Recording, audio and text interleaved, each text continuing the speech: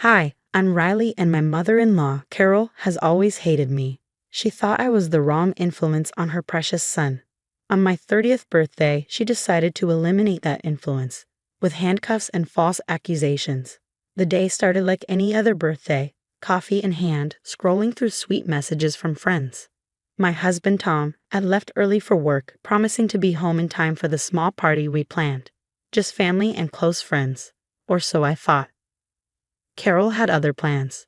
She'd always been difficult ever since Tom introduced me 5 years ago. According to her, I was too career-focused, not traditional enough, and generally unfit for the role of her son's wife. A real wife cooks dinner every night, she'd say when Tom mentioned my late meetings at the ad agency. In my day, we knew how to care for our husbands. Tom usually defended me, albeit weakly, with that apologetic tone I'd grown to resent. She means well. She's just old-fashioned. By noon, Carol had already thrown her wrench into the plans, texting me, "Hope you don't mind, dear, but I've invited a few family friends. And I'll be bringing my special cake, Tom's favorite. I'm sure the one you ordered is nice too." I clenched my jaw, but let it slide. It was my birthday after all. How bad could it get?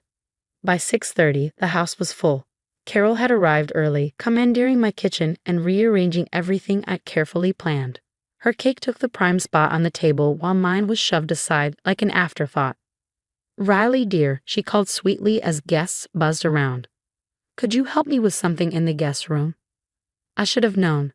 The whispers, the sly glances, the way she'd been shadowing me all evening. But I followed her, eager to keep the peace. The room was dark when I stepped in. As I reached for the light switch, her voice sliced through the silence. "Now." The lights blazed on, and 2 police officers stepped out from behind the door. "That's her, officers," Carol said, her voice dripping with false authority. "I have proof she's been stealing from me." "What are you talking about?"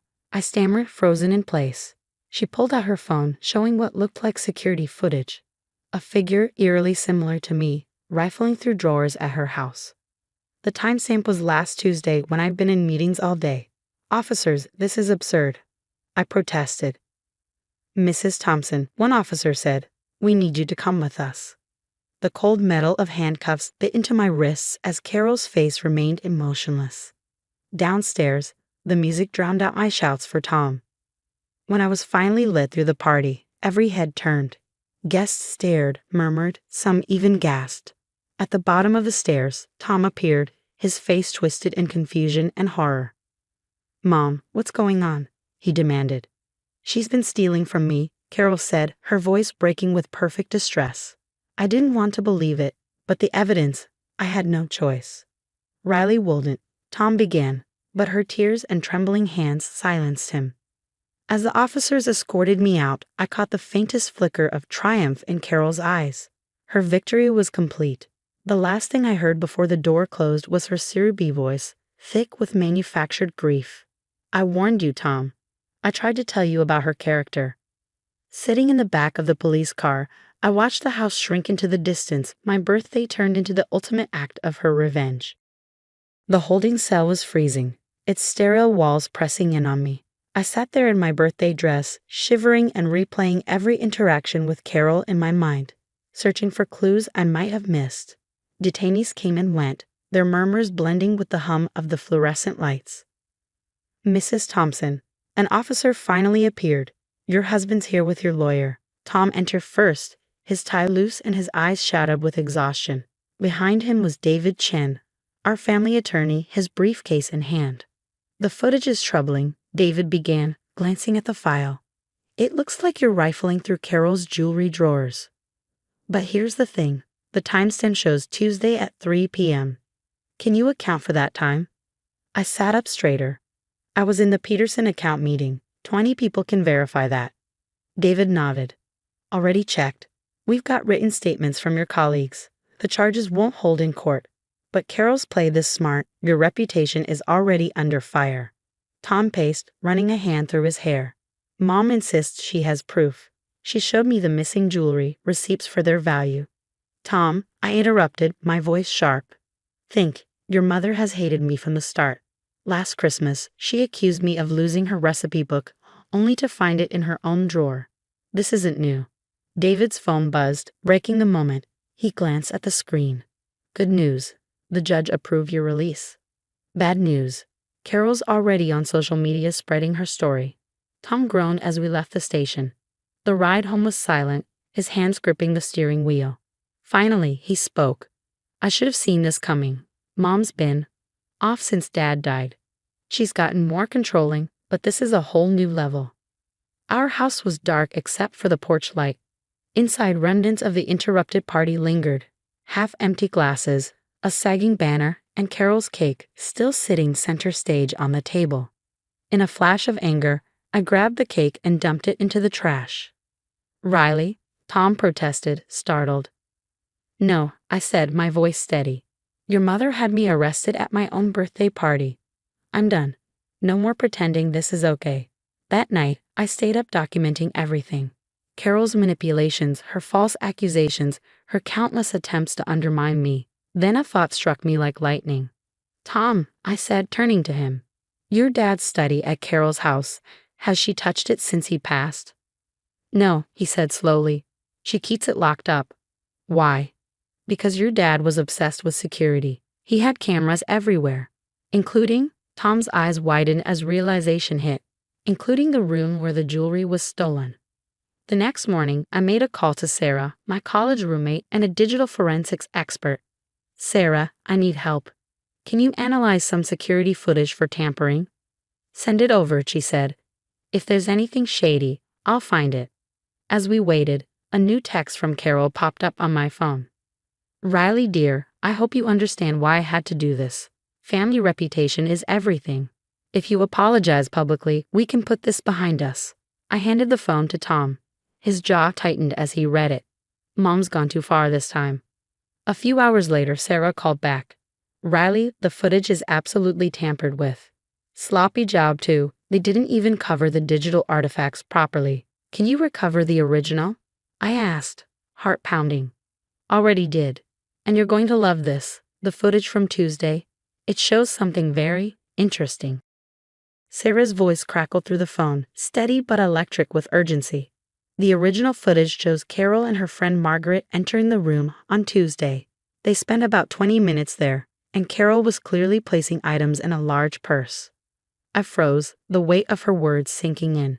She staged her own theft, I whispered, the disbelief giving way to fury. Tom didn't hesitate. Grabbing his car keys, he said, We're going to my mother's. Now. When we arrived, Carol greeted us with her usual practice sweetness. But it faltered the moment Tom demanded to see his father's study. She immediately grew defensive, her voice rising. Tom, how dare you? That room is private, your father's memory. Tom cut her off. I have a key, Mom. Don't make this worse. Ignoring her protests, we unlocked the study and stepped inside. It felt untouched, like a shrine to Tom's late father. But in the desk drawer, among old documents and keepsakes, we found it. Every piece of the stolen jewelry Carol had accused me of taking. Unbelievable, I muttered, my hands trembling as I held the items. But the real bombshell was on the study's computer. Weeks of untouched security footage revealed everything. Carol and Margaret plotting together, practicing with editing software, discussing how to frame me, and even rehearsing Carol's dramatic breakdown at my party. On one video, Carol's voice was crystal clear. I'll have her arrested right in front of everyone. Tom will finally see the truth about the kind of woman he married. Tom sat motionless, his jaw clenched, watching his mother's schemes unfold on screen. With every clip, his face darkened, the betrayal cutting deeper. We were so engrossed that we didn't hear her footsteps until she burst into the study. Carol's face went ghostly pale when she saw the monitor. Tom, sweetheart, she stammered, her voice faltering. I can explain. Tom turned to her, his voice cold and sharp. Explain what, Mom? How you framed my wife. Had her arrested at her own birthday party? This is beyond anything I could have imagined. Her mask of composure cracked. She's not right for you. Carol shrieked. She's turning you away from family traditions from me. I did this for you, for us. No, Mom, Tom said, his voice trembling with controlled rage. You did this to yourself, and now you'll face the consequences. Carol's pleas fell on deaf ears as we left the house, armed with all the evidence we needed.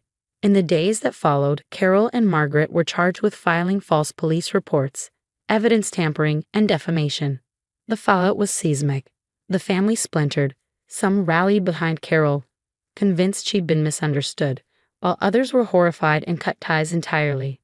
Tom and I made the decision to move across town, away from the chaos and his mother's toxic influence. I agreed, but with one non-negotiable condition. We'd host a proper 30th birthday party at our new home. When the day finally arrived, I stood in our sunlit kitchen, carefully arranging my birthday cake in the center of the table where it belonged. This time, there was no Carol to overshadow the moment, no hidden agenda lurking in the background. As I sealed the last of the party invitations, a notification popped up on my phone. It was a reminder of Carol's upcoming court date. Without hesitation, I swiped it away and returned to writing the addresses. Tom walked in, wrapping his arms around me. "Happy real birthday, honey," he murmured. I smiled, leaning into him. This is how it should have been all along. Looking back, I realized Carol had unwittingly given me a gift, a birthday present unlike any other. She'd shown her true colors, not just to me, but to everyone, especially Tom. In her efforts to ruin my life, she destroyed her own relationship with her son. Sometimes karma doesn't need plotting or revenge. Sometimes it's as simple as the truth finally coming to light. Through security cameras, an unraveling plan had a mother-in-law far too confident in her own schemes. And as I looked around our home, filled with people who loved and supported me, I realized one thing. Living well isn't just the best revenge, it's the only one that truly matters.